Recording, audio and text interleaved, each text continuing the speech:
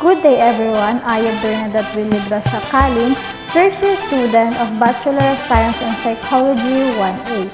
And today, I will discuss each of you the 1935 Commonwealth Constitution, kung ano ang nilalaman ng mga constitution na ito, who created and what was the contribution to the Philippines dance.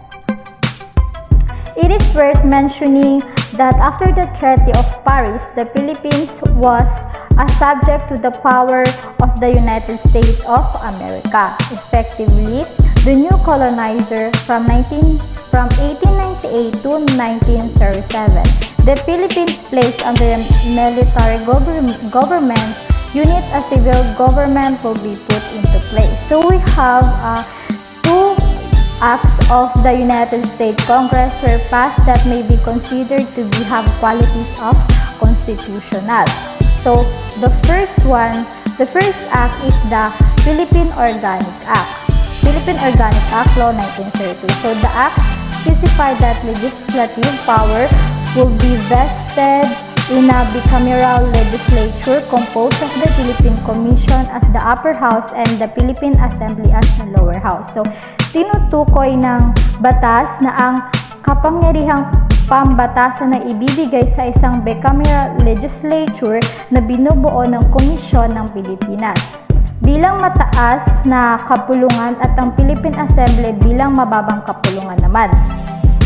This act included the Bills of Rights for the Filipinos. So, ano nga ba ang Bills of Rights na ito? So, the Philippine Bill of Rights of 1932, also known as the Copper Act. So, is one of the most important decrees enacted by the American government in the Philippines.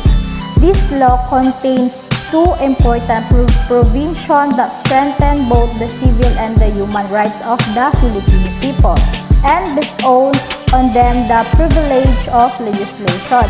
So, the bill is provided for the Filipinos that protected their rights to live, to acquire property, to practice their religion, to be subjected to due process, to exercise their obligation, to enjoy compensation due to them, and the freedom of expression.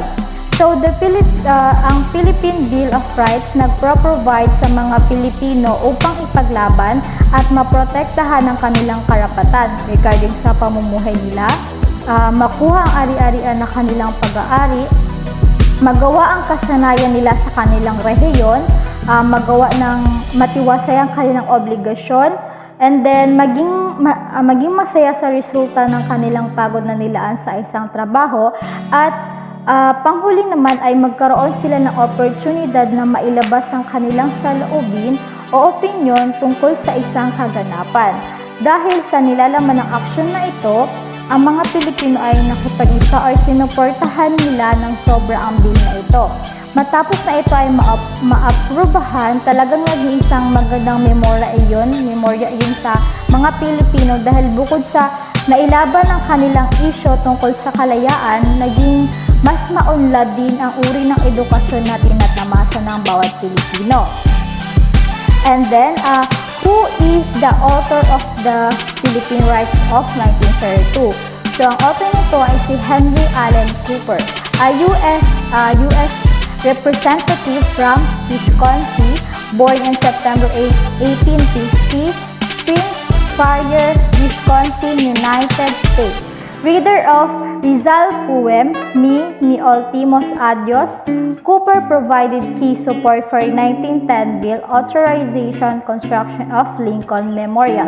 So the good thing after the bill being approved, kasabay din nito ang official na pagtatapos ng Philippine-American War.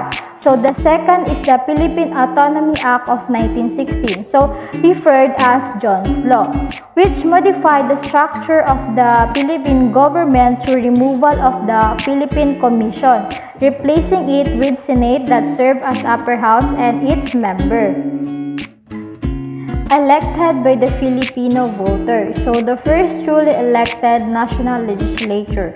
So, eto naman ay tumutukoy sa pag-withdraw or pagbawi ng soberanya ng mga Amerikano sa mga isla ng Pilipinas sa sandaling maitatag ang isang pamahalaan sa Pilipinas.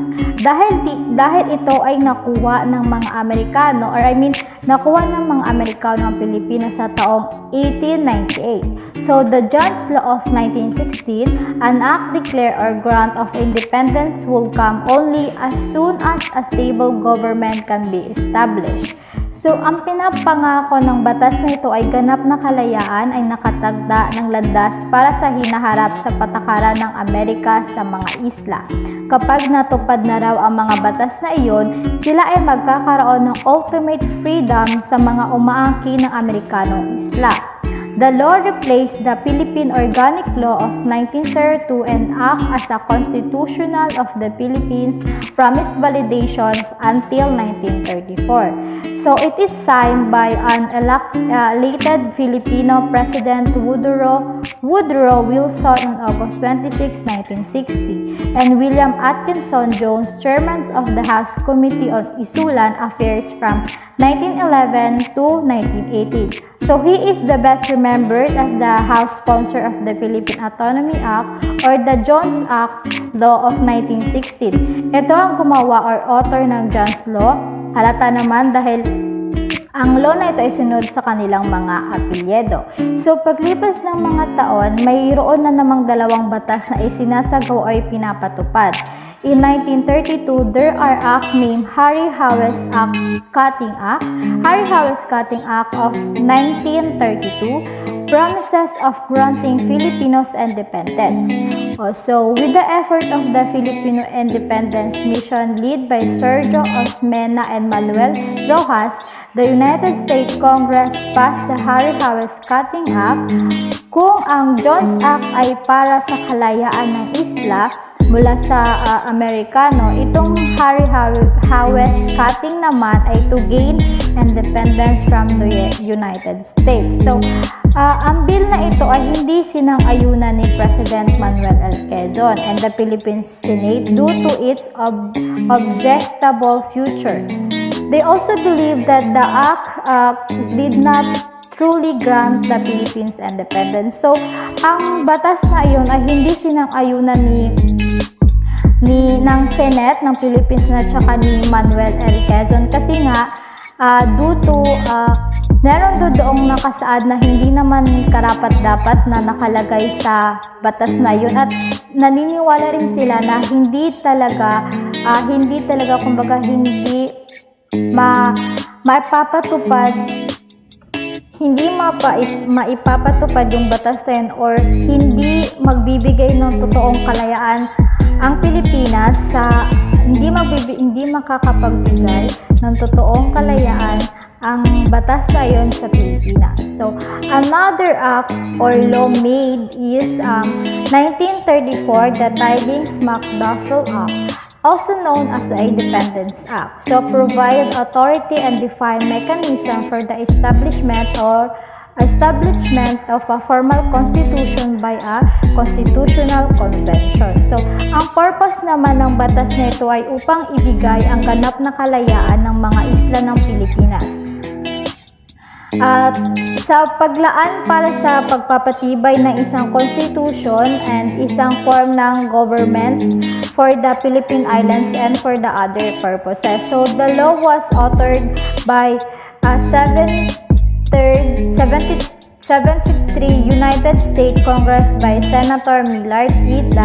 Tidings of Maryland and Representative John McDuffie. So, si Tidings at McDuffie ang gumawa ng batas na ito at itong batas na ito ay sinunod sa kanilang mga apelyido.